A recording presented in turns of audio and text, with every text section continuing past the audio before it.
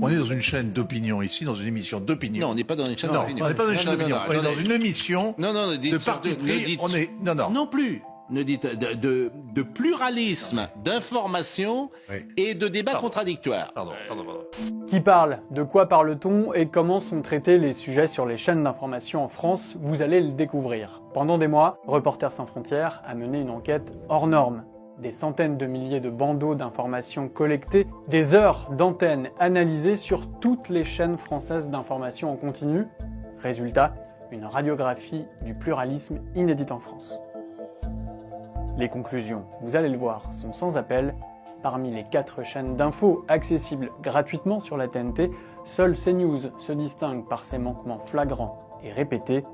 Pluralisme en France, sur CNews, le grand contournement, une enquête RSF sur nos chaînes d'information en continu.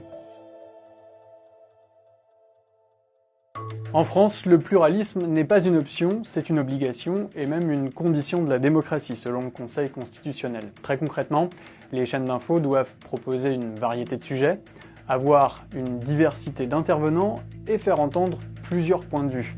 Ces règles, elles ont été précisées et même renforcées par l'Arcom, le gendarme français de l'audiovisuel, en juillet 2024, après une série d'alertes lancées par RSF sur les dérives constatées à l'antenne de CNews, une chaîne où l'opinion a pris de plus en plus le pas sur l'information. Pourtant, malgré des règles plus strictes, aucune chaîne n'a été sanctionnée. L'Arcom l'a indiqué, CNews respecte ses temps de parole. On ne peut pas dire qu'il n'y ait pas le respect des obligations qui ont été imposées. Ce pluralisme garanti sur le papier est-il vraiment respecté sur nos écrans? Pour le vérifier, RSF a développé une solution originale et mené sa propre enquête avec le journaliste indépendant Antoine Chirard. Donc mesurer le pluralisme, c'est important. Mais comment faire?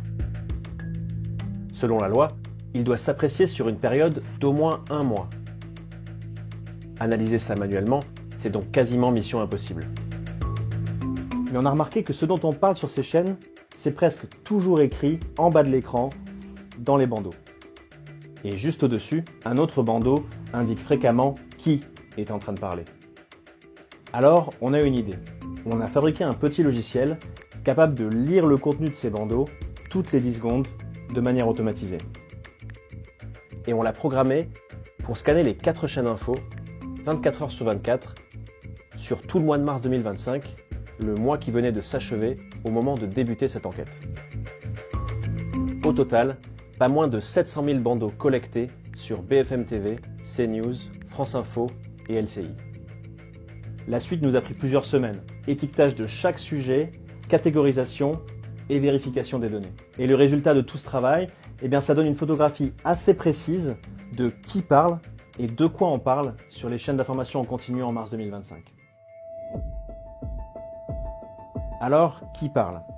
On a commencé par analyser les personnalités politiques. Voilà ce que ça donne. La règle est la suivante. 1/3 du temps de parole doit normalement être réservé à l'exécutif et le reste doit se répartir entre les différentes forces politiques. À première vue, pas de déséquilibre majeur. Mais il y a un résultat qui nous a intrigués. C'est sur la chaîne CNews.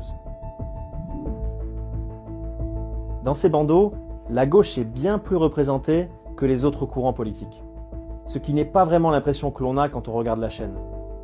Alors pour vérifier, on a comparé nos données avec celles que CNews déclare à l'Arcom. Même tendance. En regardant le détail des bandeaux, on s'est par exemple rendu compte que l'ancien président socialiste François Hollande était la 3e personnalité la plus représentée sur CNews au mois de mars. Ça nous a questionnés, parce que François Hollande, en mars 2025, il était peu présent dans l'actualité. Et c'est en regardant l'heure des bandeaux qu'on s'est rendu compte que quelque chose clochait. Il y avait de longues séries de bandeaux François Hollande, en pleine nuit, sans interruption. Comme ici, dans la nuit du 27 au 28 mars 2025. Tout de suite, alors pas de meilleur de l'info puisque vous avez rendez-vous avec François Hollande. Et oui, François Hollande. Je reviens donc de nouveau ici à Châtillon. Il est 23h06 et CNews diffuse en continu un discours de François Hollande à Châtillon pendant 1h20. La présidence a pu varier à certaines époques. Et ce qui interpelle, c'est la médiocrité de l'enregistrement. Pour le peuple américain. L'image est fixe, sans aucun plan de coupe. Général de Gaulle, François Mitterrand, Jacques Chirac. La qualité du son est très mauvaise. Je suis pas sur cette table délicatement. On est très loin des standards de diffusion de la télévision française. Avec les États-Unis, une relation à la 3 jours plus tard, séance de rattrapage Je reviens. pour celles et ceux qui auraient manqué l'intervention de l'ancien président. Cette fois, c'est à partir de 5h35, à nouveau 1h20 sans interruption. Cette fois-ci, c'est pour la libération de l'Europe. Des séquences comme ça, avec de longs tunnels de politique diffusés la nuit, on l'en a repéré à 20 reprises sur le mois de mars 2025, avec Manuel Bompard, Jean-Luc Mélenchon, Fabien Roussel ou encore Jérôme Guedj. 80% de la durée de ces séquences concerne des personnalités politiques de gauche. Résultat, si on regarde sur tout le mois de mars, uniquement la nuit, entre minuit et 7h, là où l'audience est très faible, les bandeaux avec des politiques de gauche sont largement surreprésentés. A l'inverse, la droite et l'extrême droite apparaissent à peine. Mais si on compare avec les créneaux en prime time, qui peuvent rassembler plus d'1 million de téléspectateurs, là, la tendance s'inverse. Cette fois, c'est l'extrême droite qui arrive largement en tête, devant la droite. La gauche et le bloc ensemble sont très nettement sous-représentés. Sur les 4 chaînes info, il n'y a que sur CNews où nous avons constaté de tels déséquilibres en mars 2025. En résumé, on s'aperçoit que CNews diffuse de nombreuses personnalités de gauche pendant que les Français dorment, et l'extrême droite aux heures de fortes audiences. Ça s'appelle du rattrapage et c'est interdit. La chaîne a déjà été sanctionnée pour ça, et ce qui est frappant, c'est que ces séquences identifiées en mars ne sont pas des accidents. Dans les mois suivants, d'avril à septembre 2025, on a compté au moins 33 rattrapages nocturnes. Le week-end du 20 septembre, par exemple, CNews va proposer un programme que la chaîne aurait pu appeler « De nuit avec LFI », 3h20 d'antenne cumulée avec des personnalités de la France insoumise. La pratique est donc non seulement courante, mais elle est aussi intentionnelle. La nuit, les tunnels de personnalités de gauche sont accompagnés d'un curieux bandeau. Conformément à la loi, CNews respecte le pluralisme et les temps de parole.